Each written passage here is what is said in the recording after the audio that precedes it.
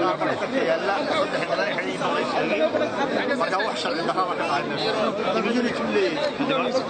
lama xidhi sabax dibiyada golaha ku jiro xamalada qofka way ma shalay saar qasbi wadari fikradi ariyo qodro kula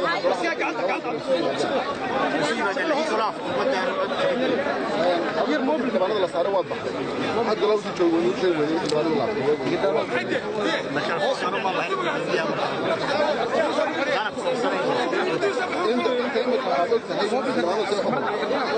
انت حلوان صدح والله حلاي الى اللي حلوان لو داوعين حتى لعبه سبحان الله gudoomiye xalay waxa sharci darro yahay baa sheegay bulshada Soomaaliland ay soo dhawaatay hoggaan ka dhigtay maxaa iyaga una qoway heshiiska lagu sheegin inta lagu galay cidda xadisay heshiisku waa qabiyo horta heshiis ma ahayd walaal Soomaaliland ku qoran weyn haday wada galayaan imaaraad kana la asxiyay golii kana asxiyay 145 xilbaan oo anu ku asxay kuma jiro oo sadarka anu hawaan kala heshiis ma ahayd walaal Soomaaliland ku qoran waxa laba wadan ka may wax saxiina ku biyaan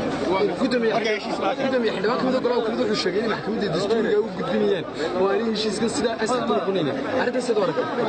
arrinta waxa loo aragnaa golo la aftumay heshiis la keenayna ma jiro waxa saxayna ma jiro